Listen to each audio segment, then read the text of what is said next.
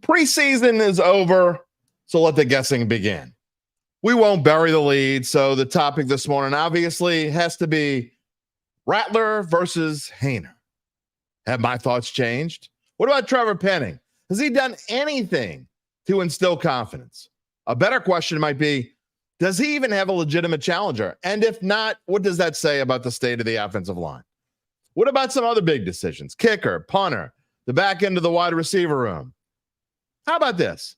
We'll talk about whatever you want to talk about this morning, and you can even tell me how wrong or maybe even a little right you think I am. Judging by the Twitter world, I'm an idiot. But we'll get to that. Oh, and it's Monday, so I'm waiting to see what Gabe Henderson has up his sleeve. Maybe I have something. And we'll finish the show with a look ahead to Tulane taking on Southeastern, and the Tigers of LSU open up their 2024 campaign in Sin City against the USC Trojans. We're going to have a lot of fun. You don't want to go anywhere. You want to type in your comments. You want to be a part of it all. Coming up next on the Dattitude podcast. If you're looking for the latest scoop and in-depth interviews on the Saints, the NFL, the Pelicans, LSU, along with the best bets of the week, then lucky you. Along with high-powered, in-the-know guests who cover our teams, Jim Derry brings plenty of Dattitude. And he'll always tell you the way it is, or at least the way he thinks it is.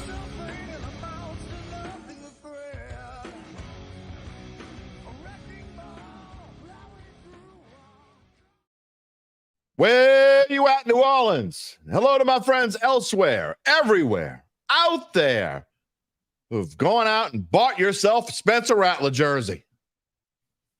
Birthday week here at Dattitude, so I'm sure Gabe's going to take a CJ Stroud, and I'm good with the Billy Joe Hobart throwback. We're all talking about quarterbacks who won't have any impact on this franchise, right? I'm kidding. Y'all can't take a joke. Don't turn me off yet. At least give me a chance to say this is Dattitude, episode number 270, presented by Evangeline Securities for a Monday, August the 26th, 2024. I am your host, Jim Derry, I'm just taking it. I'm going to boom, punch to the left, punch to the head, punch to the chest. You are so wrong, Jim Derry. I'm ready to hear about it. Whether you're watching on one of our NOLA.com social media channels, live, on demand, or whatever it is, or whether you're listening on demand to the podcast on the audio version, we thank you for being a part of the Dattitude family. You know how to comment. There are going to be plenty this morning, at least we think there are. A-Town's here. It is another majestic Monday. We're working on it. We're working on that name for Mondays. It's closer. Let's get started with it. Rocky Rattler, quarterback number 2. A-Town says I might not like it, but he thinks Rattler is going to be number 2. Okay. Again, before we get to all of it, as usual, you can be a part of the show by typing in your comment, whether you're watching on Facebook or X. And again, if you haven't already done so, please subscribe. You can always hate me. You can love me. You can hate me. Whatever it is, either way, we want you to subscribe to the YouTube page. That's what we want you to watch. If you're watching on Facebook, just take a second. You don't have to watch it right now on YouTube, but go subscribe. You'll have access to all of our shows and short takes. By the way, our shorts are doing very well on both YouTube and on TikTok. Getting me to do TikTok, by the way. Teaching an old dog new tricks. You know, sometimes we're a little stubborn. We could be stubborn. But I'm going to give you my honest assessment coming up. I'm going to be as unstubborn as I possibly can this morning. By the way, if you're one of I listened to 2 podcasts this morning. I'm not going to mention any names. One of them in particular. If you're looking for fanboy podcast, this ain't it. Okay. I'm going to tell you the way that I think it is. If I think that it sucks, I'm going to tell you it sucks. If I think that someone's going to win a quarterback battle, whoever I think it is, I'm going to tell you who I think it is. Not who I think, maybe not even who I think it should be. I'm going to tell you who I think it is and why. We're going to play clips this morning. You're going to hear from Dennis Allen. You're going to hear from Spencer Rattler. You're going to hear from Jake Haener. You're going to hear from Samson Nakua. What a play that was. That was, I don't care what anyone says. In fact, my friends at Fox 8 last night, the play of the game, don't get me wrong, Rattler's throw was great. The first touchdown pass, it was fantastic. It was maybe the best pass of the preseason. But the play of the game, and I don't care that it didn't end in a touchdown, was Samson Nakua. And his response to the whole thing is hilarious. He had, you probably didn't see it. You saw some things from Rattler last night. I don't know that anybody even showed Haener. I didn't watch them all, but Rocky says Manic Monday. Maybe. We're getting there. We're getting closer. We're going to find one. I'm telling you. I want it to be unique. Jerry says he's talking about Rocky, but he's also saying rat-a-tat-tat. It's a ratty Monday. Maybe ratty Monday. No, that doesn't work. I don't know. I will tell you this before we get to the meat and bones and the meat and potatoes of this show. It was a rough weekend for the Derry household. Y'all know I wasn't here Friday. It was 50-50 where the wedding going to be. It's a good thing that I didn't come on. But all of you, there were more than a few, sent me well wishes for my wife. She had a procedure done Friday that it wasn't supposed to be that big of a deal, but it turned out to be a big deal. She had complications and had to have surgery Friday evening. Was in the hospital overnight. And so it was a rough weekend. But she's home. She's better. She's recuperating and about 20 feet away from me through a wall. Yeah, so it's better here. I did end up able to go to the game yesterday, and boy, there were some fun comments. Woo! People did not like what I had to say, and I wasn't even that bad. I'm gonna tell you what I said in a minute. Big Sean said Rattler won the battle, but Haener has won DA's heart. That's an interesting take. Thank you, Rocky, for the prayers. That's an interesting take, Big Sean. I know who you were here a couple Mondays ago, and I know who you like. And look, I respect everyone's opinion. See, that's the funny thing about it's not just football. It's like everything. Politics. That's why I never say anything about politics, social media, ever. Because people, whatever side you're on, the other side, they're attacking you. You're a moron. Thank you, A-Town, for the prayers as well. But it's the same with sports. I don't mind it in sports as much because, I don't know, it's different. It doesn't, in the grand scheme of things, doesn't really mean anything. I mean, it's a football game. Thank you, Jerry, for the prayers as well. Thank all of you for the prayers. So when we get into this Rattler Haener debate, just remember their opinions. I respect your opinion, and it doesn't offend me if you like Spencer Rattler, or you like Jake Haener, or you hate Derek Carr, or you think someone else should be here, or you don't like Dennis Allen and whatever. If we disagree, which I'm not saying we disagree on the things that I just talked about, but if we disagree, it's no big deal. We can agree to disagree, right? That's what this show's about. We talk, and that's what Monday is. You guys are helping me find a name for the Monday show when it's just me and you, mano y mano, or it's actually mano a mano. I got corrected. It's mano a mano. So we'll come up with something. You guys can help. Feel free to type it in if you want. Whatever you want to say, you say it. If you're the first time you're watching the show, please comment. I'm not belittling anyone. You can hate me all you want, or you can love me.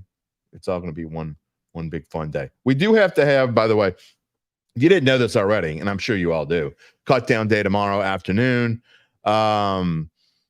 We know that neither Rattler nor Haener is going to get cut. So as far as cut downs go, that's not going to happen. They're both going to make this team. Who's going to get cut? Who's going to be the big surprise of cut down day? Are there going to be any big surprises? Usually there are, but I don't know. I think it's going to be interesting to see what this team does with Kendra Miller. Is Kendra Miller going to go on IR? Are they just going to say, you know what? We're done. Is Isaiah Foskey going to make this team? I didn't put a clip from Allen, but he did talk about Foskey And I will say this, it doesn't sound good for him. Now, personally, I hated the pick from the get-go. And I haven't seen anything that leads me to believe that he can make it. I mean, why? What makes anyone think that Isaiah Foskey is going to contribute to this team? All right, this is the closest one yet. Saints fan Ren. Mono a Monday. I like it. That is by far the best one I've heard yet. I think I like it. Mono E Mon. You know what? Because we don't have to be correct. We could say E, even though it's technically mono a mono. I like Mono E Monday. We're going to work on that. We're real close. That's the closest one yet. Cut down day. Again, does anybody have any surprises, they think? People are talking about A.T. Perry. I think he did enough yesterday to make this team, and I don't think there's enough behind him. It's kind of the same way I feel about Haener and Rattler. I'm not sure that, again, we're going to get into all the Rattler thing. Give me like 3 minutes. We got like 3 minutes before we get in. Well, actually, Gabe's coming home. Maybe it's like 5 minutes. But I feel the same way about A.T. Perry. I don't know, or Trevor Penning even. We're going to talk about Trevor Penning this afternoon or this morning. Did Trevor Penning sucks? Look, I'm sorry. I don't mean to say it as mean as I said it, but he's not good. I came home and rewatched the game, at least the plays with Penning in it. And he was worse this week than he was against the Niners. But that being said, I don't know what the solution is. I don't know if there's anyone better. Linda says she's going to give me a chance. All right, Linda, do me a favor. If you decide it's not for you, like if you're going to click off, if you stay, tell me at the end you stayed all the way through. If you click off and you say, this isn't for me, let me know. Tell me why. I'm going to show it on the screen. Rocky, man versus Mondays. I like that too. By the start of the regular season, we will have a name for this, what Monday is. It's coming. I promise. All right, give me it real quickly. Let me tell you about our friends real quick before we get into the meat of the show, because it's happening. I know we're already 13 minutes in, but meat of the show's coming. Some people say Rattler. Some say Haener. You know who you never have to guess about? That's right. That is right. Evangeline Securities. You never have to guess. Our friends at Evangeline are always at the top of their game. They're always the first string. If you've been pondering selling your family-run or privately held business, Nick and Ron can help get the ball rolling by helping you figure out the toughest part of it all, answering what your business is worth. They do this by maximizing the value of your business and scheduling a complimentary evaluation. Oh, by the way, Nick and Ron both grew up in New Orleans. I've told you this before. They went to Jesuit. They went off big-time schools I can't pronounce. Went to New York, hustle and bustle, the financial world there. They came home to the people they love here in New Orleans. They have offices on Poydras Street and in Lafayette. More on them before today's extra point. And in the meantime, you can check them out at www.evangelinesecurities.com. Okay, before we get into the Rattler versus Haener debate, because that might be half the show. I don't know. I might run out of time. It might be more than half the show. Again, clips from Allen, because I think it's very important.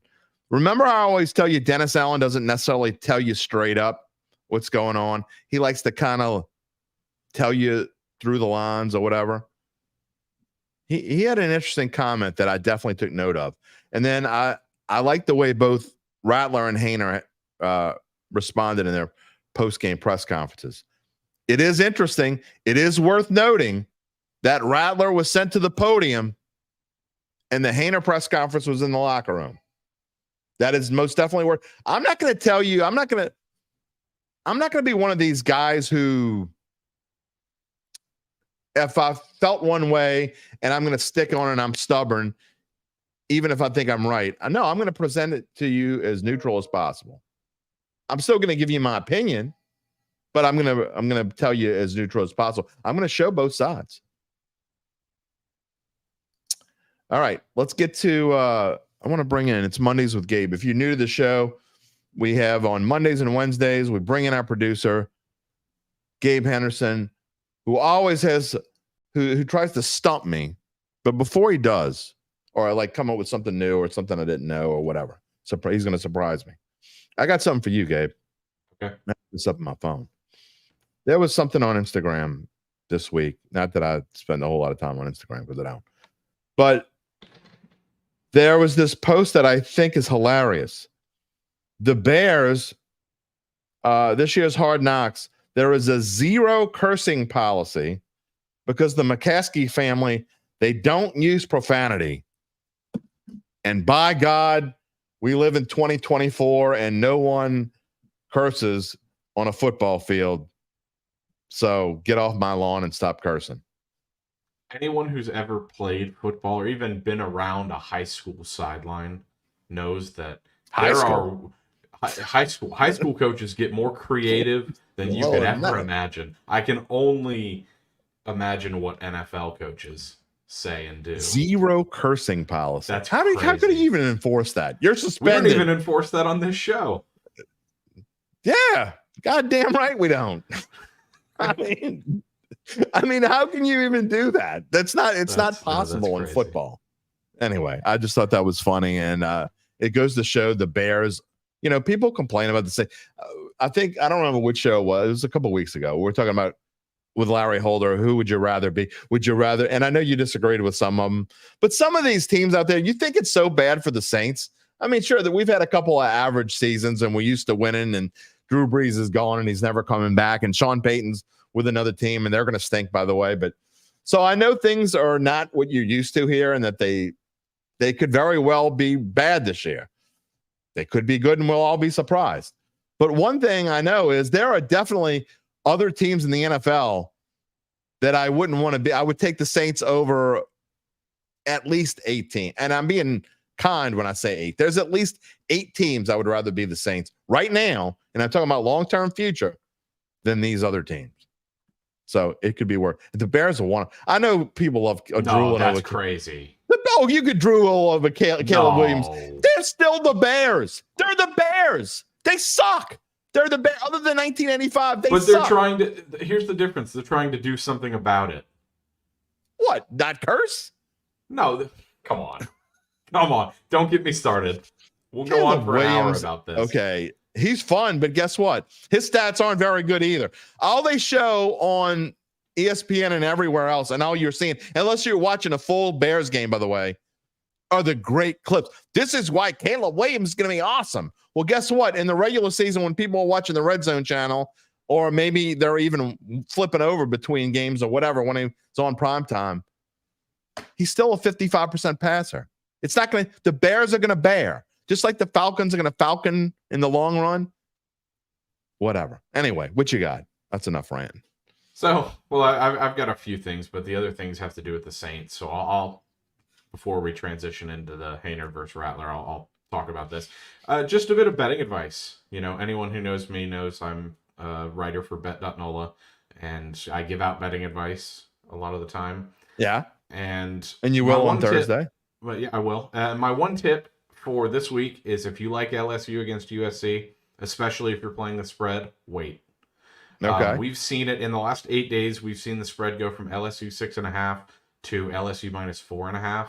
And earlier, it was teetering on LSU 4.5 going to even money at some books, which means it could pop down to 4. I think you'll get a better value. I saw some USC fan speculating on Twitter that, oh, if this keeps up, it'll go to USC plus 2.5. It won't get down. It's to not going to go 3. below 3.5. It won't. I don't think it'll go down below 3.5. I think that's exactly right. But if the public and sharp money keeps coming in on USC, I think we could see it get down to 3.5, and that's when it'll hammer back up. That is the moment you pull the trigger on your LSU bets.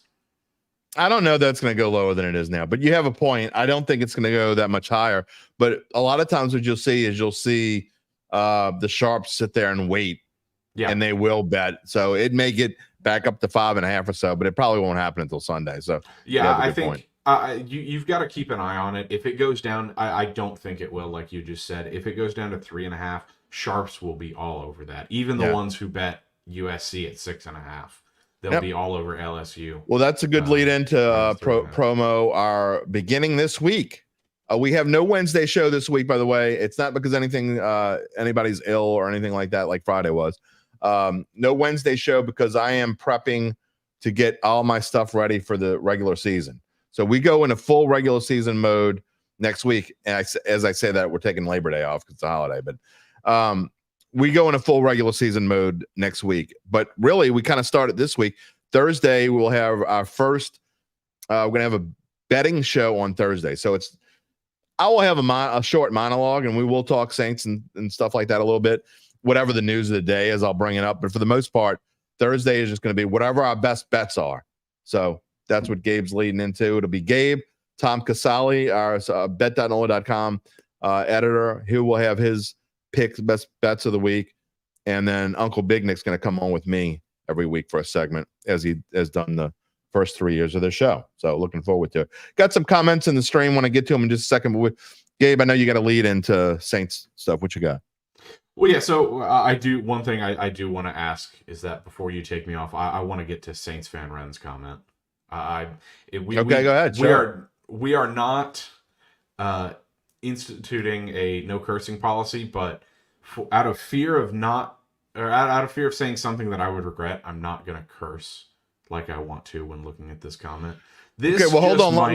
Let me read it, because a lot of people remember we have over 1,000 people who listen to the show after the fact on Audio Pod and don't know what we're talking about. So it says, I think we have the best defensive coordinator in the game as our coach, and the best offensive coordinator in the game in Kubiak. Just need a head coach and demote Allen, because the defense has been supreme since he's been in New Orleans. Go ahead. Tell the Mad Hatter I said hello next time you're in Wonderland. All right, we're not going to be mean to a. No, I'm trying. No. What world are we living in? Let's demote Allen because the defense has been good. But yeah, the next time that you see a head coach accept the demotion, yeah, well, that's the thing. But not only that, they would never take a demotion. Is the best offensive coordinator in the game. He may end up being the best. It's not even been one regular season game. What are we doing here? We're getting our hopes up. Which is okay. It's okay. It's August 26th. It's okay to get hopes up. That's why I was always happy. Oh, by the way, before you go, and Val, by the way, Big Sean also says that you're making good points. That at least the Bears are trying to do something about it. Yeah, that's okay. The difference. When I say that I would take these other teams over the Saints, I just, as a Texans fan, I watched my team tear it down because they couldn't compete and they were stuck in 9-7. Yeah, but they weren't stuck for long though. They were. The entire Bill O'Brien era was yeah. Mediocrity. Well, that was a mistake, and maybe we'll look back. But as a fan of a team who witnessed their franchise kick the can down the road, I just don't think the Saints are in a promising place. I don't think they can maybe win the division. I personally don't think so. I don't think they can compete for anything real. My friend actually put it nicely the other day. He said any team who is debating starting Spencer Rattler over their starting quarterback is not going to compete for anything. Yeah, I don't think anyone's debating whether. So I just think the cap situation, although they make it work every year, you're not going to compete realistically with that cap. You could with Drew Brees, but not now. And I just don't think that's why, as a justification, I would take those other teams. But one question before I go. Okay. Why is everyone so interested in this quarterback 2 battle? And I know I have no idea. I don't see it with any other team. Say that. I take it back. At LSU. I do have an idea, because there are so many people out there, and I'm not blasting the people for this. I understand why they feel this way. Big Sean, I know you're one of them. People hate Derek Carr. They think Derek Carr is never going to win you anything. Okay. That is the reason why they think Rattler brings some form of hope, and he's different. Jake Haener isn't different because in the grand scheme of things, he's kind of, I think people perceive him to be this drop back old school quarterback, when I don't think that's what he is really. I'm going to get into some of my talk about there. Big Sean, I knew you were going to say something. Can't compete for anything with Carr or with DA at head coach either. Is that? I mean, there's your answer. But there are thousands, and I don't mean this in a bad way. There are thousands of Big Seans out there in the world who, in Saints world, our little world, the world that we live in, who hate Derek Carr. And the reason why they hate Derek Carr isn't because of anything that he did last year, because he was, again, I don't know how many times I have to say this, by every single metric you want to look at, almost with yards, touchdown, passer rating, Saints offensive play, passing numbers per play or per game or per attempt or whatever it is, he's between 11th and 14th in almost every single metric, which means he's better than average. He was better than half of the NFL last season. But people still want to hate on him. Why? Because he's not number 9. Drew Brees is gone and he's never coming back. That's why they don't like Derek Carr. They're just not going to like anyone because he had a bad offensive line this year and he's going to get killed this year. And they'll blame it on him again. I get it. And here's the thing. The devil you know is better than the devil you don't. So Derek Carr is undoubtedly, in my mind, better than Spencer Rattler. We always talk about it, late round draft pick quarterbacks are unicorns in the NFL. Yeah. There's only 2 now, 2 starting quarterbacks, Brock Purdy and Gardner Minshew. You're not going to really win anything with Gardner Minshew, and Brock Purdy has the most talented roster in the league. Correct. But then, and this is one reason I don't get the Rattler hype. I really don't. Not only do I not care about who the Saints' number 2 quarterback is, I just don't get the Rattler hype. I think he's good. I think he's a good young player. I don't think he will ever do anything of note in the NFL, really. We'll see. I'll leave you with this. People can talk about preseason performances all they want from Rattler. Do you know who the highest graded quarterback was last preseason, Jim? Last preseason, I would have zero clue. Malik Willis? People love to talk about preseason performances with Rattler. I have no idea. Highest graded quarterback last preseason was Kenny Pickett. There you go. Where's he now? Yeah, he's a number 2 quarterback now.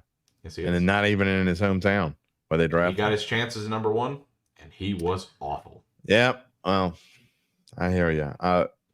We'll have more to talk about as we go on. Mondays and Wednesdays with Gabe, and then again Thursdays he'll give me his best bet. Gabe Henderson, I appreciate it. I'm with you for the most part, but let's get to some of these comments, and we got some clips to do. Thank you, sir. Yes, sir.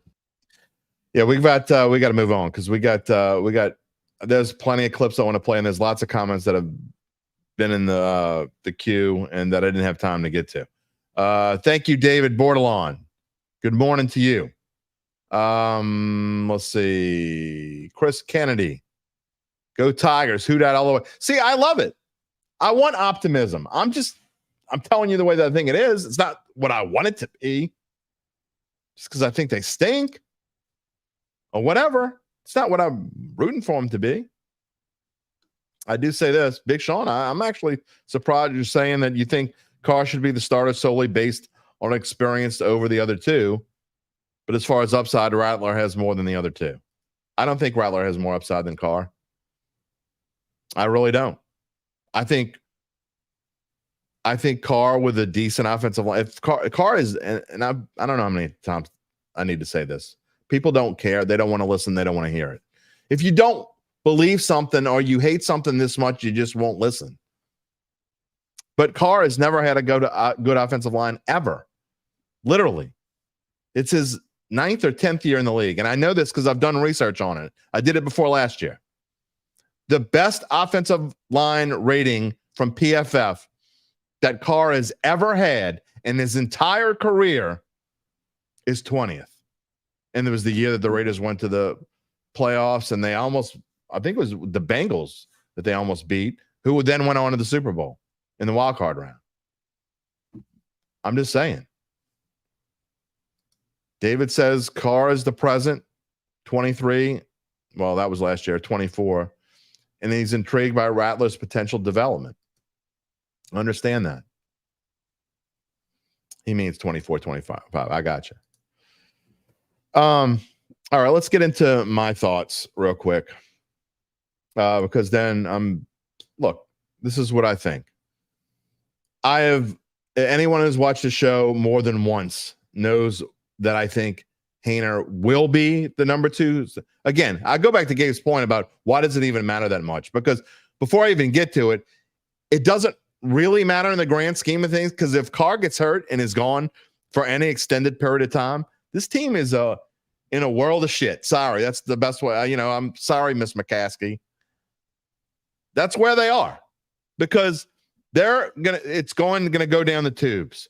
And I will agree with a lot of my colleagues who have said this, that I think if you're talking about if he's going to be gone, first of all, if he's going to be gone, like he gets hurt in week 3 and he's going to be gone the rest of the year, the Saints are going to scour the waiver wire for a veteran. They're going to beg Teddy Bridgewater to come back out of retirement or something along those lines. Not necessarily Teddy Bridgewater, but someone of that ilk. They're not going to want to throw Spencer Rattler or Jake Haener to the Wolves. They just don't want to do that. I think that they think that both of these quarterbacks have a chance to be their future. That's the way I believe. That's the way I perceive it. So if you think that, you're not going to want to just throw one of them to the Wolves. Now, that being said, if you're talking about where I agree with my colleagues and some rational fans, is that I think that if you're talking about a game or two or the rest of a half or whatever, I don't think there's any question that Jake Haener is more ready to go into a football game right now than Spencer Rattler. And if you don't believe that, you're just not seeing what's real. I agree with you that Spencer Rattler has more upside than Jake Haener in the long run, but I don't think it's nearly as far apart as you think it is. What does Spencer Rattler do so far that you've seen that is that much better than Jake Haener? He's got a stronger arm. Yeah, but it's not by that much. I do agree that he has a stronger arm, but it's not by nearly as much. I keep using my 26-year-old son as a reference point because he's on the same train and same boat and hates me for saying it. He gets all pissed off when I can't even give my opinion. He gets pissed off. Why? Why don't you want to hear what I have to say? Tell you what I am going to do. Before we get into it further, I said I got clips, and there's a clip that I definitely want to play. Because I've been telling you about Dennis Allen and reading through the tea leaves. Maybe his mind was changed a little bit yesterday. And there's one key point in this thing when he talks about what Haener did yesterday and what Rattler did yesterday. And I think this is important. So I always try to read too much into things. I know that I'm a Virgo. My birthday's Thursday, by the way. I'm a Virgo, and that's what Virgos do. They read too much into things. But he calls Haener by his last name, and he calls Rattler Spencer. Does that mean anything? I don't know. Look at this and then tell me what you think. I'd say over the last, week to 10 days, I feel like Haener took a real big step forward in practice.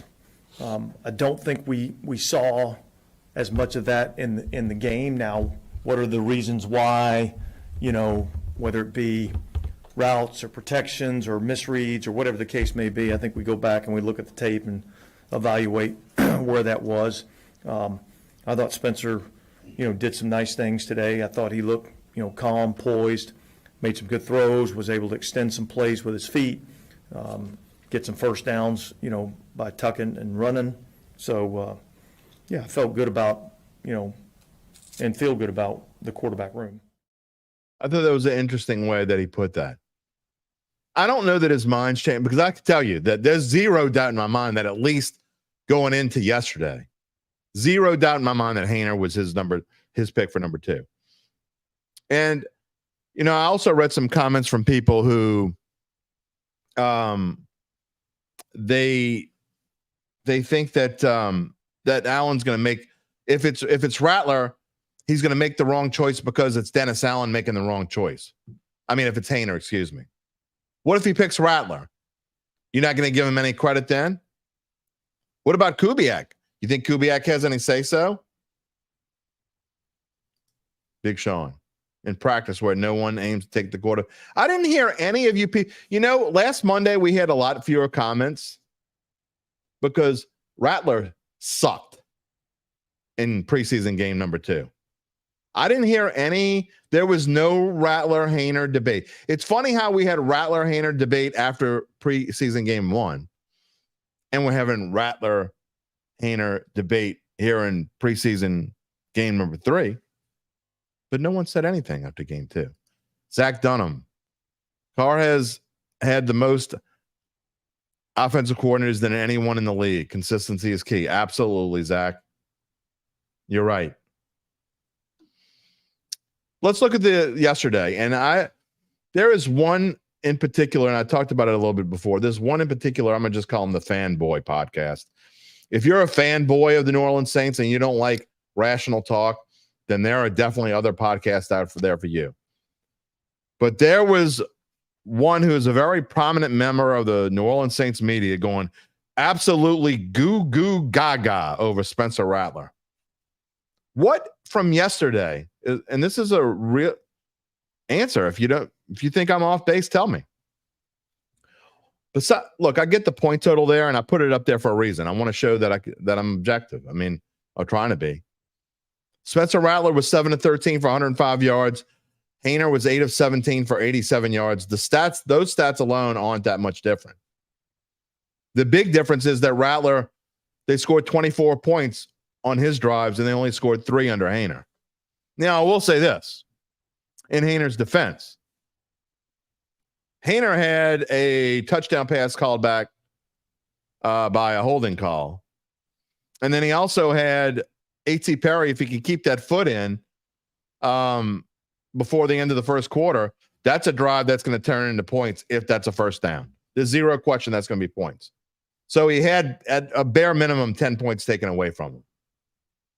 Now, that being said, Haener still scored 24 points.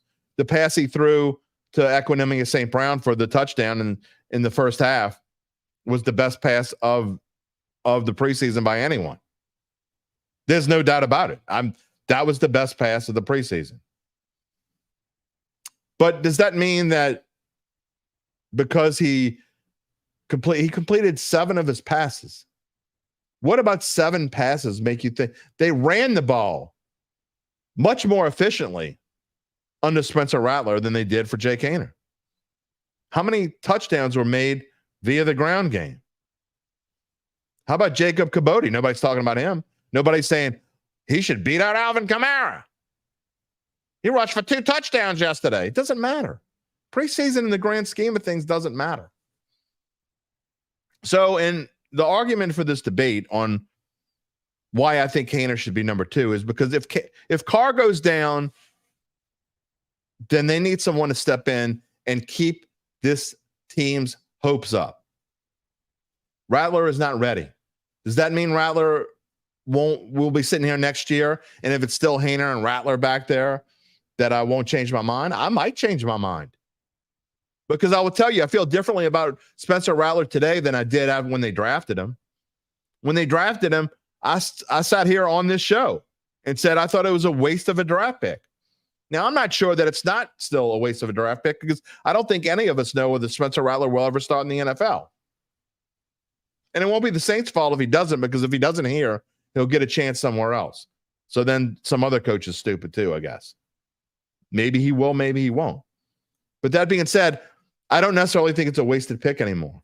I definitely think it's worth a project. I certainly think he's made the 53-man roster and deserves at some point a chance to become number 2, or maybe even if Derek Carr has gone after this year, which I doubt, have a chance to be number 1. If Carr's gone after this year, again, which I doubt, but if he is, I would love to see a full-fledged, all-on quarterback competition between whether it be Rattler and Haener or Rattler and some other veteran or whatever it is. A-Town's got a good point. He asked me if I think Rattler will put butts in the seats if, God forbid, Carr goes down. Yeah, for a game. That's what I think.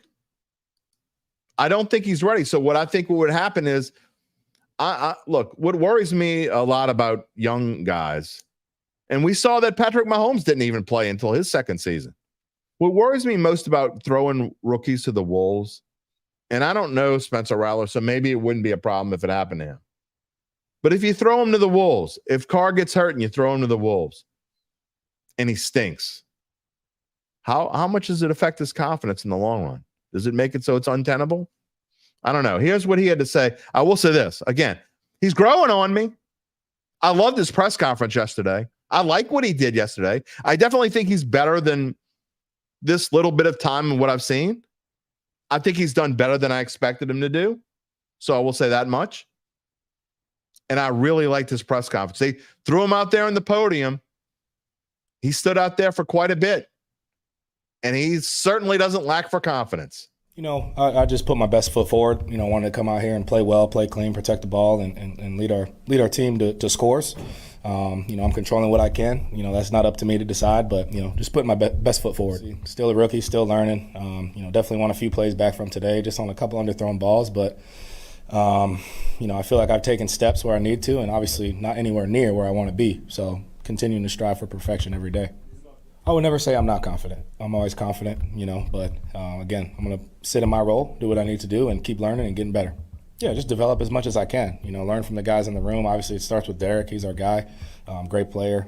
So staying in his ear, working with him and Jake and our coaches, and just continuing to improve every day and get closer and closer with the team. No, I think this is a awesome situation to be behind somebody like Derek. He's a great guy. Again, a great vet who's proven in this league. I was in a situation similar at Oklahoma when Jalen Hurts was the starter, so very comfortable learning as much as I can and trying to help get guys better. Yeah, fan base is awesome here, obviously. Kind of reminds me of South Carolina, just loving fan base. Not the biggest market, but they die for their players, which is an awesome feeling. I try my best to stay out the way, social media and all the buzz and all that stuff. So I work here, I'm new, I'm a rookie. I'm just trying to get better, improve, help the team. He sounds ready, doesn't he? I'll give him that. And I'm not saying, again, look, I'm not a hater. I know people. Let me read these to you real quick. I was on the post-game show on the Saints Insider podcast, which is on all of our NOLA.com channels. Not here on Dattitude, obviously, but they have their own YouTube channel. But I went on the show, as I do after every home game. I'm the first up while the Saints beat writers are getting quotes and doing whatever, and they come on the show. So Zach Ewing, the Saints editor, was asking me my thoughts on it. At no point did I say I think Spencer Rattler sucks or that Jake Haener is great or anything. It goes to prove that no one wants to listen if they don't agree with you. Here are the comments. And again, you can go watch it and see what I said. It's still on there. Basically what I said was, I don't think Spencer Rattler did anything yesterday that takes away from Jake Haener came into this whole thing being number 2. It was his job to lose, in my opinion.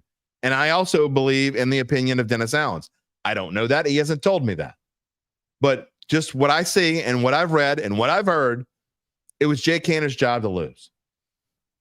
And I don't think Spencer Rattler has done anything to make me feel differently.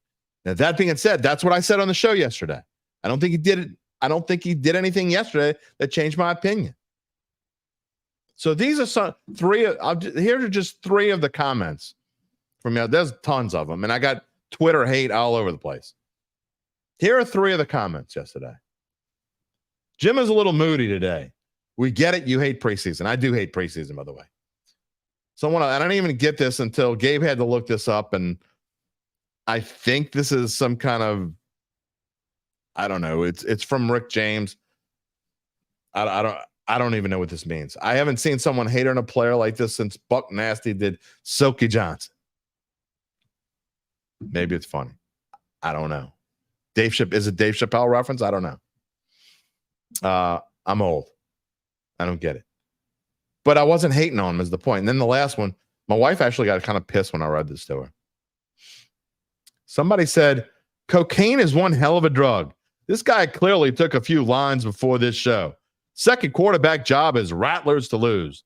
Derry is a sore loser and a hater. Shake my head. Okay.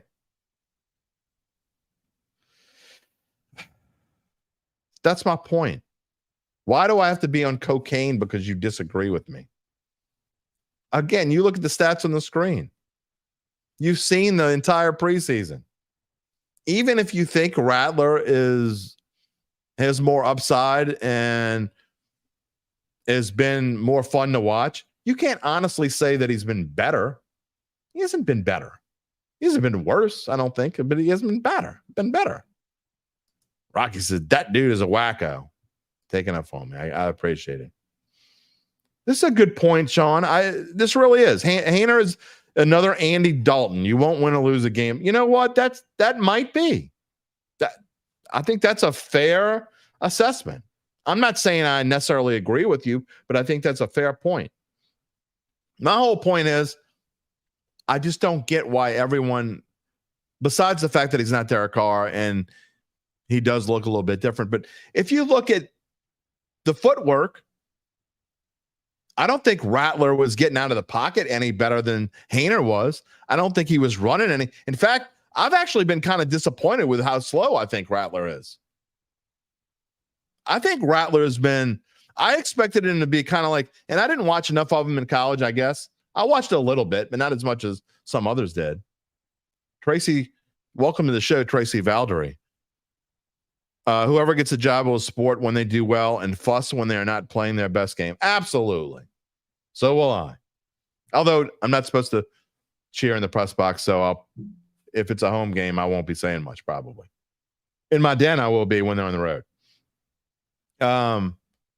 Rocky says, with time and growth, Rattler will get his shot. And here's the thing. No matter who wins the job, I think each one of these guys at some point is going to get a shot.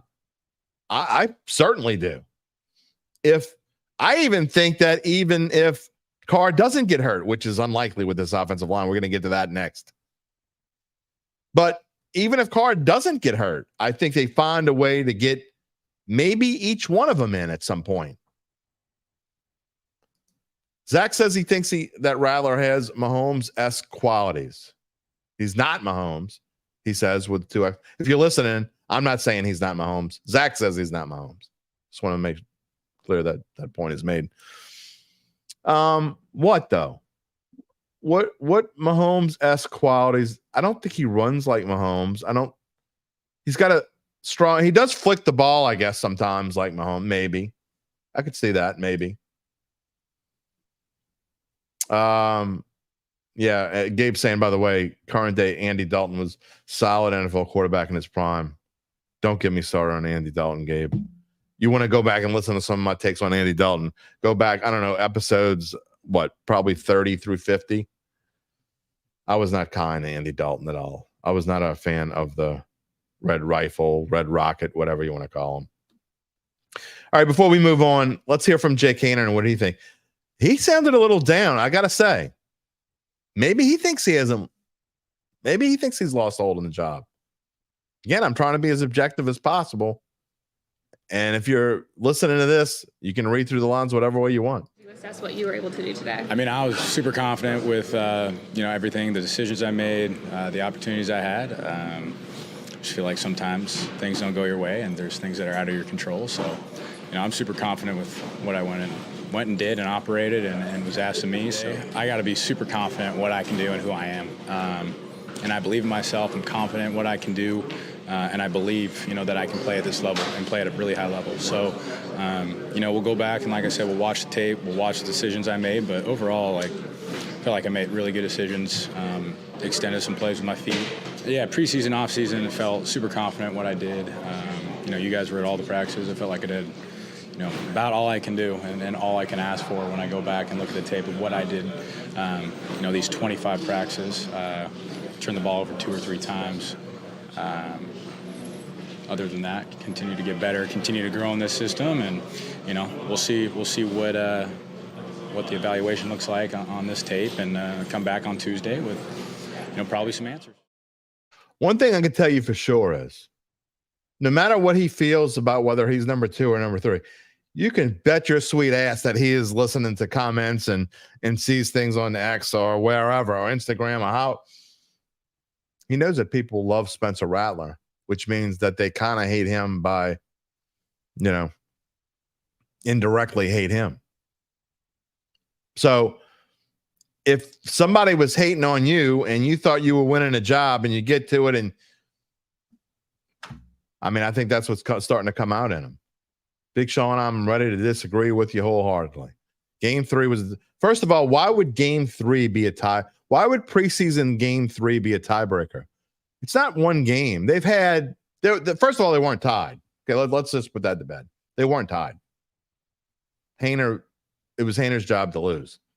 But second of all, or third of all, wherever of all, they've had 20 some odd practices in training camp and 3 preseason games. Why would it come down to one game? It wasn't that close. And then the second part of your comment, Rattler beat him silly. What from this line score that you see on the screen, other than the point total, and again, we told you about how Haener had some bad breaks and had at least 10 points taken off of his ledger, which would have probably been points off of Rattler's ledger. But 7 for 13 for 105, 8 for 17 for 87. They've basically been what and what. I got to be honest. I don't think, again, if Carr gets hurt, we're screwed. But what would make you think from those stats that Rattler beat it? I heard that Rattler was so great. Why? What was so different? Go back and look at the game and try to look at it objectively as I did last night.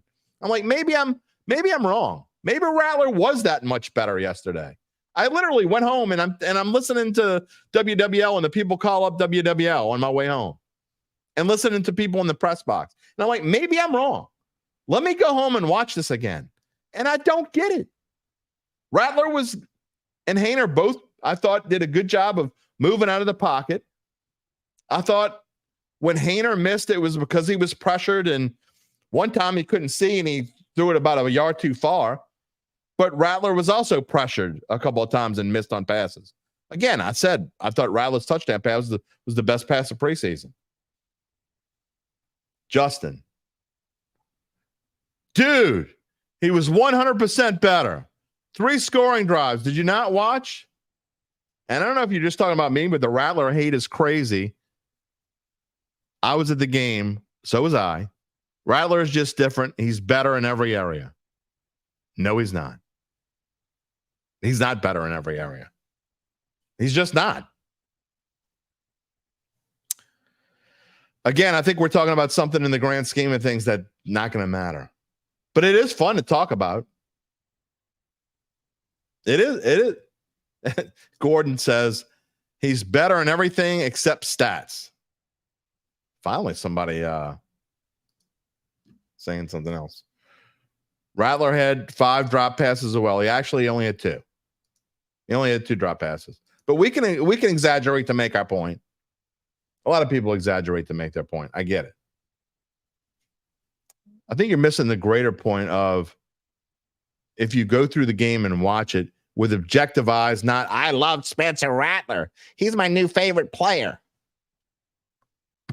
Be your favorite player. Again, it's not going to matter. Both of these guys are going to be on the bench. I'm just talking about, I'm going to leave it with this. I'm going to go back to what I was saying earlier about my point of where I am right now.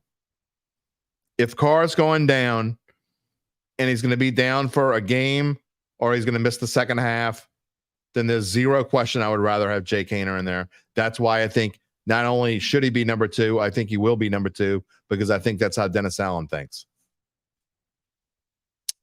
Would it shock me if I'm wrong and Rattler's name number 2?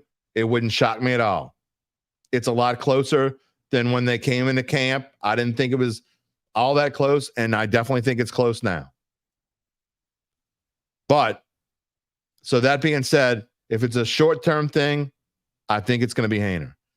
If I agree with Zach Ewing and a couple other people who have said this, that if Carr goes down in like week 2 or week 3, and it looks like he's going to miss 8 weeks or, God forbid, the season, then I don't care. I honestly don't care who you put in there at that point because the season's a lost season.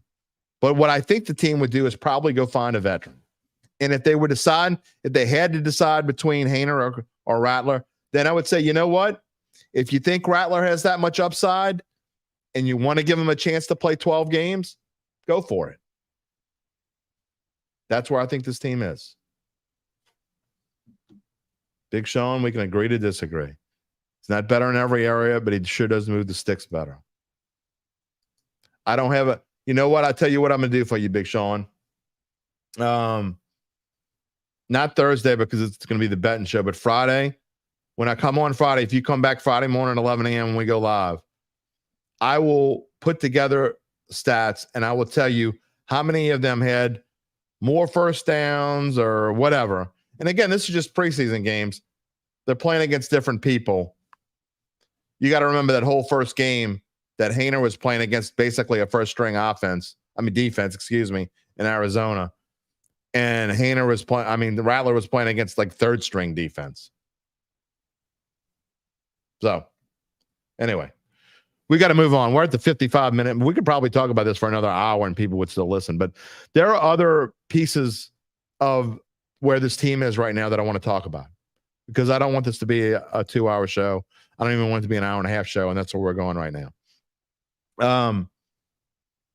We're going to, again, there were many battles that are going to be decided. I don't think we're going to get to all of them today. I'll say real quickly, I think it's clear that Blake Grupe is the kicker.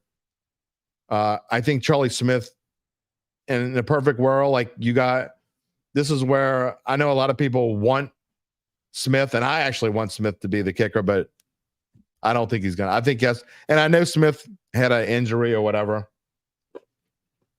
He supposedly had an injury, but then he went and kicked the kickoff out of the end zone. So he can't be that hurt. So Grupe's going to win the kicker job. Punter is a mess. Punter is an absolute disaster. I don't think either Headley or Hayball should be on an NFL roster. They're awful. That being said, I think Hayball is going to be the one that makes it through tomorrow because Headley's been that bad.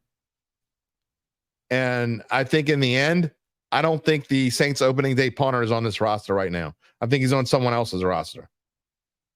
I think someone who's going to get cut from another roster will be the punter for the New Orleans Saints. And you all know the Saints need a punter. They need one who has a better net yardage than what Headley had yesterday. And I think it was 28. No. So I think Cable is going to win the job, but because he has a bigger leg. But again, I don't think either one of them have been any good, and they've kind of both been awful. Zach, that punting of 42 yards.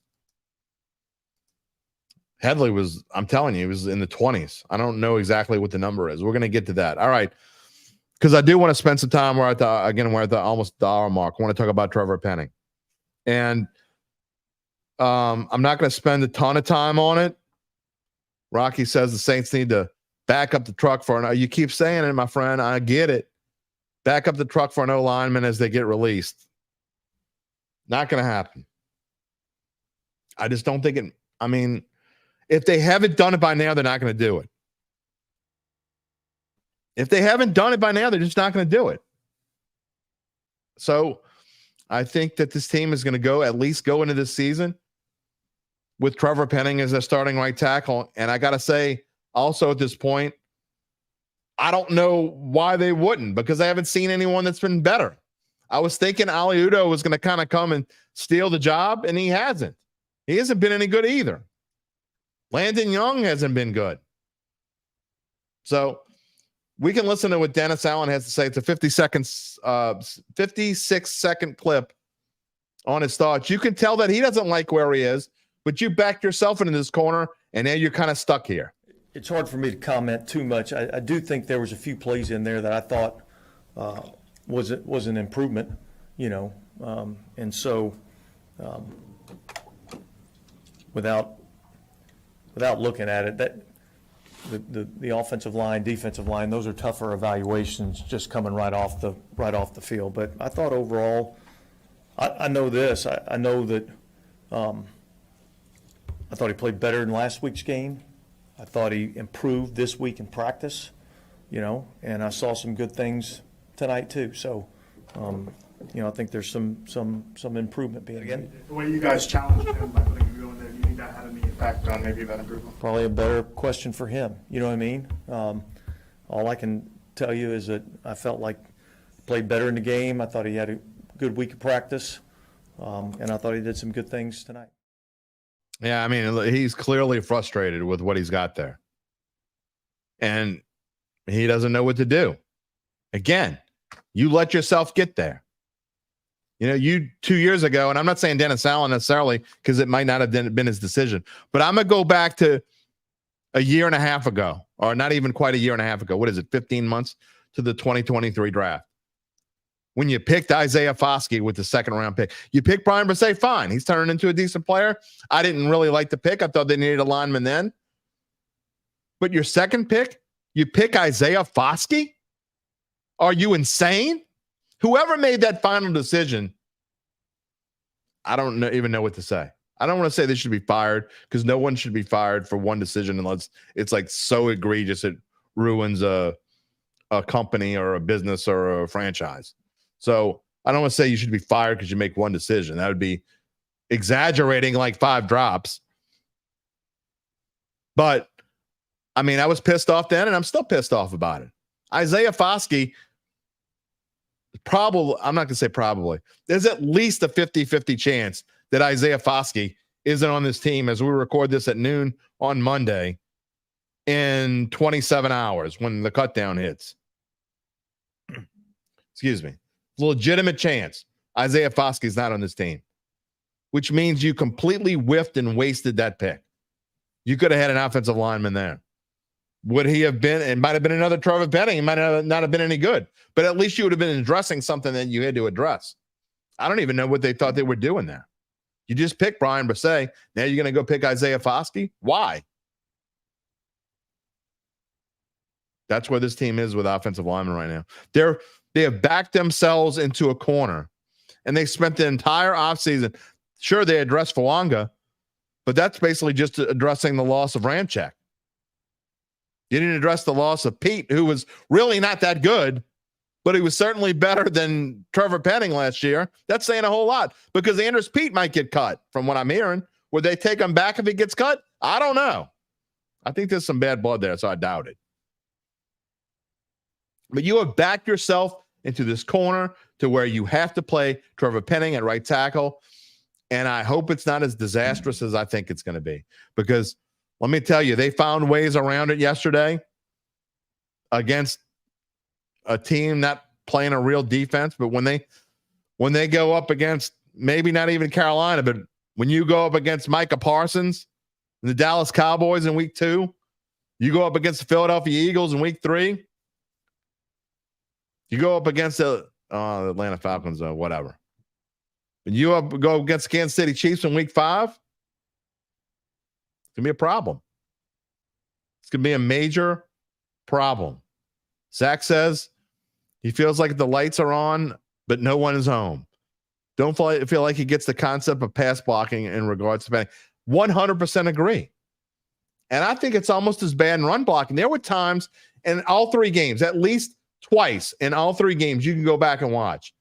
He goes out to block and he's standing by himself with no one around him. And he's kind of looking around like, am I supposed to block somebody here? I mean, dude, really? I mean, there are times when, I'm not even talking about when he gets pushed back into the quarterback. That's gotten a little bit better. But yesterday, I thought there were at least 4 or 5 plays where he got pushed back, both during Haener at quarterback and when Rattler was playing, and both were able to escape and get around it. One time I think Rattler got sacked. It's not good. But at this point, I don't think there's anything you can do about it. Other battles, again, moving on because I do want to spend 5 minutes on LSU and Tulane before we go. Other battles, I think Anthony Orji has made this team, and I would have never – I haven't even heard of this dude before like 3 weeks ago. Definitely. I mean, he's got to make this team. I think Jordan Howden has done enough to be your first team safety. And Zach says, very true about Penning. It's sad because he's an ox. I mean, he reminds me of Kyle Turley. And I know look, this is why I think that, and I'm talking about slight sliver. When I'm saying sliver, I mean like the slice of pie that's left over. If you give me a pie, what's going to be left? Not much. So this much sliver of hope that he can be something, because there have been other linemen that have taken a long time to develop, but you're in year 3 now, buddy. And I don't get it. So, and his biggest problem, there is zero doubt in my mind that Penning's biggest problem is his lack of confidence. When you lose, you all know, I'm sure at some points, maybe not you 20-somethings, you're all cocky and confident about everything. Wait till you get to my age, dude. You get knocked down real. Because I can tell you, when I was 25 years old, I was the cockiest mofo on the planet. I once told a boss to get away from my Mac. How I was still employed after that, and I turned around like I was going to hit him. And he was scared the shitless out of me, of me. But it's a miracle I didn't get fired, that I'm still in the business today. That was, I don't know, 26 years ago. I was a cocky mofo. So I get it. But just think about it when you've gone through your life, even if it's just for a little bit, if you lose your confidence, how long does it take it back? Sometimes you don't think you're going to get it back. It's happened to me. Will he get it back? I don't know. If he does, maybe he can turn into a player because, like Zach said, he's an ox. He's got the physical ability to be a starting tackle in the NFL. I don't know if he's got the brain to do it. And I don't mean that he's dumb. I mean that something's gotten in there and has made him think that he can't do it. I don't know if you get that back. We'll find out.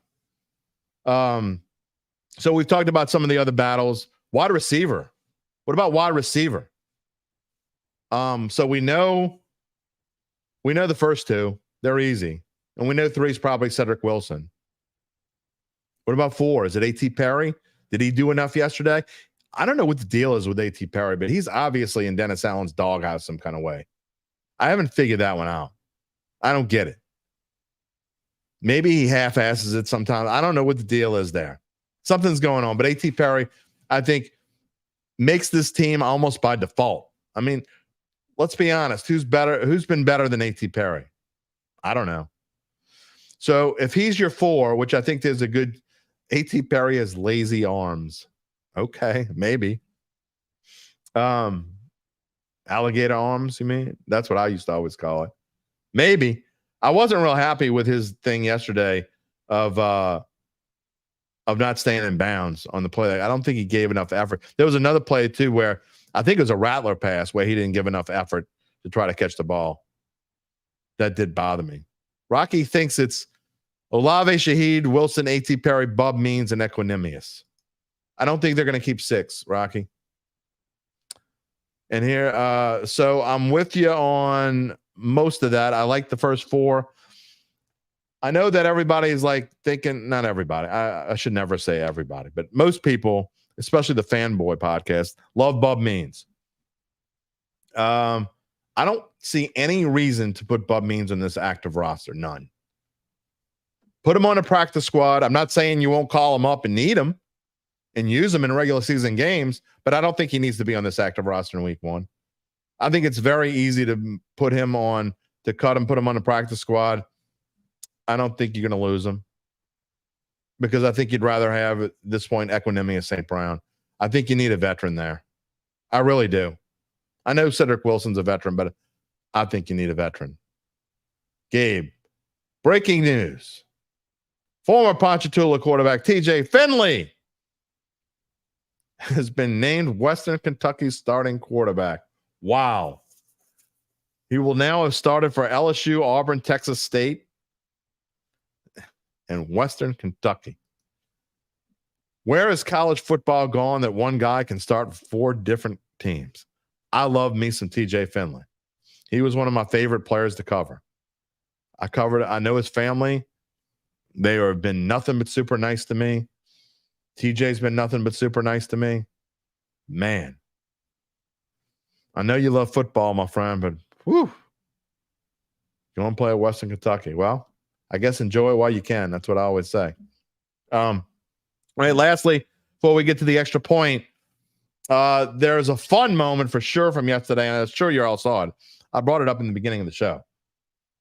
But again, I think my friends at Fox 8 missed the boat last night when they said the play of the game was Rattler's touchdown pass. Again, best pass of the entire preseason.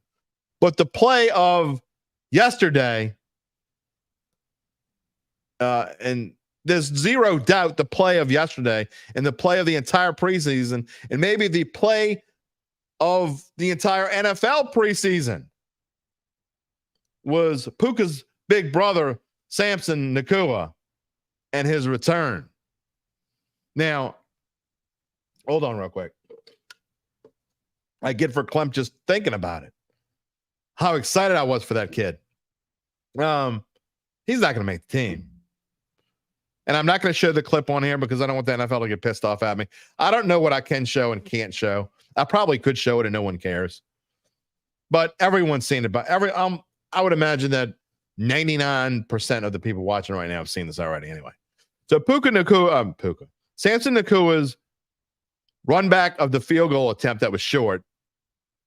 Starts out, goes to the left, kind of curves around, gets across the field, and almost had himself a 109-yard field goal return for a touchdown. Missed it by 3 yards. He stepped out. But that's not even what the best part. I wasn't. So let me go listen to what he had to say. I absolutely love this clip.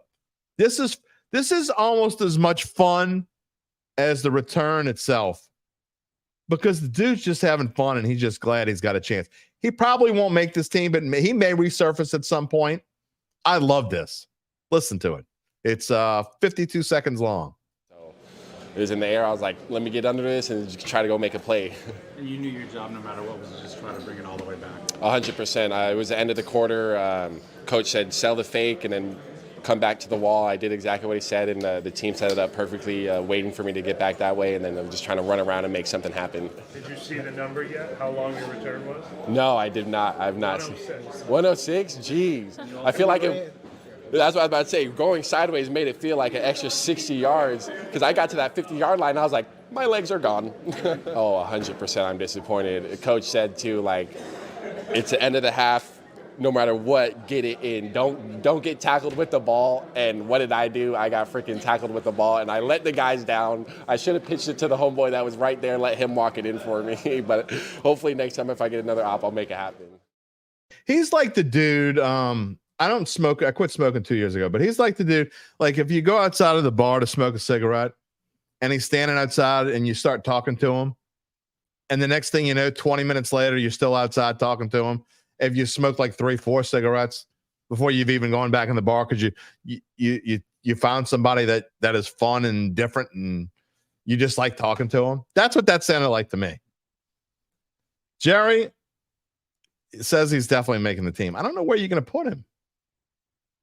Doesn't have the speed to you can't play receiver. I think if they're going to take someone like that, Jerry, my guess is it's going to be Stanley Morgan. If they're going to take a receiver / special teams guy, it's probably going to be Stanley Morgan. That's my guess. I wouldn't have a problem if he makes the team. He kind of won my heart a little bit with that. More than even the field goal return. I just thought that was cool as hell. Maybe other people didn't as much as I did, but I'm a person. I like personalities too. I'm not saying personality should win you a starting job in football or whatever. But if you have a tie, it's like everything else in life. If you're going to hire somebody, let's say you got 12 candidates applying for one job and you're interviewing all these people and you get down to the final two and they're tied and you like one, you just like them as a person. And the other person, you're like, he's all right. Or she's all right. Which one are you going to pick? I'm saying that plays a part, but also go back and look at his stats from like UFL, and I think either played in the XFL or USFL before that, or maybe the CFL. They weren't very good. So he hasn't done very much in his post college, and he didn't really do much in college either. Sean says practice squad. Maybe, but the problem with the practice squad, here's another thing with the receiver. Man, I mean, think about guys you would want to put in the practice squad. I think he's got a chance to be on the practice squad. Maybe. Michelle, this is a long name, Michelle. Michelle Castro Arreglado Neesmith. I hope I said it properly. Nacua fits the Saints' personality. A young Cam Jordan. I like it. Hey, They need some more personality. So if they do find a way to put him on the team, I ain't gonna be mad about it. If they at least put him on the practice squad, I ain't gonna be mad about that either. Find a way to put him on the team. It's fun. Last thing before we move on to the extra point. What happens now? And Jeff Duncan, I wasn't even thinking of this angle, but I listened to Jeff Duncan ask a question of DA, and I thought it was interesting and worth playing the clip. So what do you do now? Is it all about who's on this team now, or are you jumping right into Carolina? And I'm like, I don't know what the answer with that would be. I don't know if you just jump right into Carolina. So DA says maybe it's a combination of both. And we know that in the next 48 hours, they're going to be doing nothing but not 48 hours now. It's more like 27. I'm sure they pretty much made their decisions. Now they just got to go get the man banging on doors and saying, we need your playbook. Come, DA wants to talk to you. Bring your playbook. That's coming. Probably coming today and tomorrow. But what do you think about now? And this clip is 44 seconds. There's a little bit of both of that going on. Obviously, these next couple of days, it's all going to be about roster management. And so that's where our focus will be over the next couple of days. I think being able to get a little recovery. I think this was a tough physical camp, and it was intended to be that way. And so part of this week is how do we refine some of the things that we're doing? How do we get an initial jump start, getting prepared for Carolina?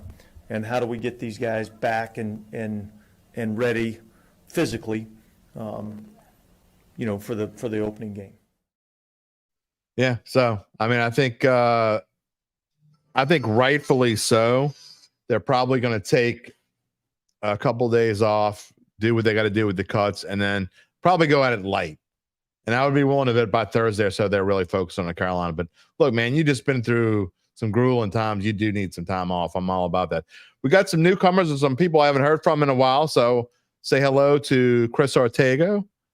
Great for morale. Nakua is. Absolutely. And you know what? I'm good with great for morale. That's why if you have one or two guys, 53-man roster, you got a spot for someone that's great for morale. Why not? Joseph Reed, who dat from Texas? Welcome, Joseph. Welcome to the Dattitude family. We had a few newcomers today. Come on back. For what did we say? I don't know. I got to go back and look. We got so many comments today. What we say we liked from Mono E Monday? I think that's the leader in the clubhouse right now. Mono E Monday. I like it. Better than Derry's dime. I may ditch that because I used to script this thing. I don't think I'm going to script anything anymore. I'll script maybe the beginning or whatever, but this back and forth between y'all is really what this show is supposed to be about. It really is. Zach is pretty new. I know you were here. I think you were here last week, weren't you? Glad I found your show listening from Oklahoma. We love it. We want you to listen wherever if you're a Saints fan. We're going to spend time talking about LSU. We're going to talk about Tulane a little bit. Working on getting John Summerall on the show. Head coach, Green Wave head coach. We're working on that. That may happen in the next week or two. We're going to talk about some other things too. But this show is 75-80% Saints. And that's what, especially during football season. Now, Thursday is our Pick'em show. Uncle Big Nick, he'll have his best bets for college football. Gabe will have one best bet. We don't know what it is. It could be college football. It could be NFL. It could be the game that night. Who knows?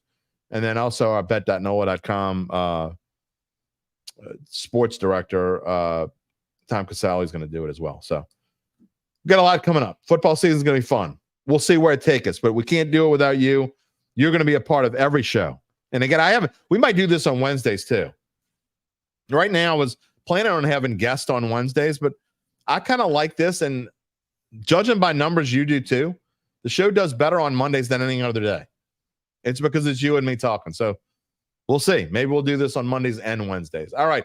Got to get to the extra point because we got to wrap it up. This is, we're getting into, they're going to cut me off. Nobody's going to cut me off. I literally could go for 6 hours. No one would cut me off, but we got to get going for the day. We've had a lot of fun debate in this show, no doubt. You know, we don't need debate to have a good time, because I can tell you there's one thing that we can all agree on. Take a little time to find out about my friends at Evangel and Securities, and you will come to know very quickly they are the answer for the owners of any family-run or privately held business, whether you're thinking about retiring and moving on to the next chapter of your life. And hey, you out there in Texas or Oklahoma, give them a call. Talk to them. It doesn't have to be in Southeast Louisiana. They'll help you too. Because after they help you figure out what your business might be worth and whether it's time to sell with a complimentary valuation of your company, if you decide to proceed, native New Orleanians Nick Braden, Ron Hemelt, and the folks at Evangeline will begin an extensive auction process from among established private equity funds from around the world. They will maximize the return process for the founder and his or her family. Evangeline Securities is the top producer on their platform. There are very few companies like them in this area, none with their dedication and success. You can trust them as they are fully licensed and ready to serve you. So get in touch with Nick and Ron about what is really important. Not the Saints, not Jake Haener, not Spencer Rattler, not Derek Carr, not Dennis Allen, none of that. What's really important? The rest of your life. You can find them at www.evangelinesecurities.com. Okay, real briefly, I'm going to be on Eric Asher's show on the Ticket 106.1 FM this afternoon. By the way, Lisa, is it Many? Or is it, I hope I'm pronouncing it right. Who dat and go Tigers. Michelle loves my show and my blunt comment, no BS. I have never been accused of BSing anyone. At least I'm glad I pronounced it right. In A-Town, hope before basketball season I'll get Joel Myers. You've read my mind, sir. I'm going to work on that. I'm going to try my best to get Joel Myers on the show. Absolutely. For sure. I have a few contacts. We'll do our best. I love Joel Myers, by the way. I'm not just talking about for the Pelicans. I think a lot of you know that on the side, I do play-by-play on the side on Friday nights, mostly Friday Night Football and the like. But Joel Myers is someone that play-by-play people should model themselves after. Ryan Kuti says the stars aligned for us to get Breeze years ago, just like Rattler now. We're supposed to miss out on Mahomes for a reason. I'll say this. Just think, man. If Andy Reid didn't jump up and snipe Patrick Mahomes from the grasp of Sean Payton, how much different things might be today. They could be very, it's amazing how like little snippets in time. Thank you, Lisa, for loving the show. All right, the extra point for today, real quickly. Again, I'm going to be talking more about this. Oh, man. Oh, I forgot to do. There I go. Forgot to fill the rest of the screen so you could see me better than you saw me before. We're going to talk more about this again. Extra this afternoon, 4:35 p.m. 106.1 The Ticket. You can find it online if you're not from New Orleans. If you live in Texas or Oklahoma or wherever you live, I'll be talking to Eric Asher more about LSU and Tulane this afternoon. But Tulane, they get going Thursday night at Yulman Stadium. I had trouble finding their line. I had to go through a couple of different places, but I finally found one. 25.5-point favorites. Over under is 53.5. Here's the deal with Tulane. They don't just have a quarterback battle. You think Haener and Rattler is fun? Well, they got a three-way battle. It was Ty Thompson versus Kai Horton. Now it's Ty Thompson versus Kai Horton versus Darian Mensah. Darian Mensah came out of nowhere, and I think he's got a decent chance to win this job. But John Summerall's talking about playing all three of them at some point Thursday. To me, that doesn't necessarily equal a 25.5-point spread. You know what I mean? If you're playing three quarterbacks and you're experimenting because you know you can win, be careful with that, Green Wave. Southeastern, by the way, they've got a lot of overhaul. Coach Frank Selfo, he doesn't care. He always uses multiple quarterbacks. He loves doing that. Well, not always, but he likes doing it. And the Lions, they lost some seniors from last year's team or a couple transfers or whatever. But so they might not be quite as good as they were, but I still think And maybe 25.5 is a little bit too much. Now, for the LSU Tigers, Sunday, September 1st in Las Vegas, as Gabe was talking about earlier, that 6.5 point spread dropped 6, dropped 5.5, down to 4.5. Is it going to go any lower than that? I don't know, but I'm really not sure why it's dropping so much. Why is everybody loving on USC? First game post Caleb Williams era. New quarterback, Moss Miller. Is Moss Miller that good? Gonna find out. It's a must win. It's not like LSU before. LSU has slowly rolled out of the gate as of late. They cannot afford to do that this year. They have got to win. Joseph wants to know how the Raging Cajuns look this year. I got to be honest. I'm going to be straight up honest. I don't know, but I will look into it. Gabe, is that you telling me they're not going to be good, or you don't know? Oh, I don't know. But we will. We will. I'll tell you what. We'll look into the Cajuns a little bit. I just haven't had time, but I will look into the Cajuns. I know they have a new quarterback this year because their quarterback the last 4 years, I think it's been like 3 or 4 years, is finally gone. I know they lost a guy named Cabote who's playing for the New Orleans Saints. How about that? All right. That is going to just about do it for us today. Thank you for all the comments, Zach. Good day to everyone. Bring on the football. It is most certainly football time as we go forward. It is time, my friends, that we go into football mode. Again, no Wednesday show because I am prepping. I got some things that I need to do to trying to get all my slides ready. So you see these fancy little logos on the side of the screen, trying to get everything ready so that the show goes by without any hiccups. Knock on wood, we haven't really had a hiccup in a while. I think the last real hiccup we had was when my internet wasn't working real good, and we've solved that problem in a hurry. No more of that. Joe says, go Saints. Absolutely. All right, that is going to wrap it up for us today. I want to thank my friend Gabe Henderson in the background. He came on the screen. Mondays with Gabe, Wednesdays with Gabe.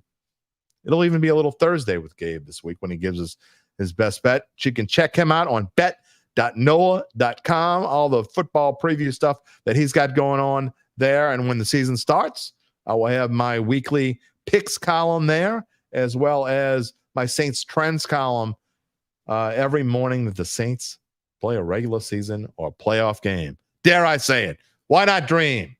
Again, you can catch me on the ticket, 106.1 this afternoon at 4:35. Join all of our people at bet.nola.com. Saints, nola.com/Saints for our Saints beat writers. Program a note. We are not asking for gifts. We're just asking you to watch. It's birthday week. Gabe and I both sharing our birthday this week. Excuse me. So Thursday, you can come tell me happy birthday because it is my birthday on Thursday. We will welcome in Gabe, Tom Casale, and Uncle Big Nick, our first betting show of the season. Excuse me. I'm really getting verklempt. That's what happens when you get old. Then on Friday, we'll have Larry Holder for part 7 of our 8-part series previewing the NFL season, division by division. It's the last one before we get to the NFC South, boys and girls. It's the NFC North. Reminder to subscribe to our Dattitude YouTube page. Click the little bell to receive notifications when we go on the air, just because we want you to subscribe to it. You can also find us wherever you get your podcasts, including Apple, Spotify, many more. You can also find a replay of the show at noah.com/sports. Everybody have a great few days, and we will see you on Thursday, August 29th, a special day for at least one host. See you then. Take it easy, my friends. If you're looking for the latest scoop and in-depth interviews on the Saints, the NFL, the Pelicans, LSU, along with the best bets of the week, then lucky you. Along with high-powered, in-the-know guests who cover our teams, Jim Derry brings plenty of Dattitude. And he'll always tell you the way it is, or at least the way he thinks it is.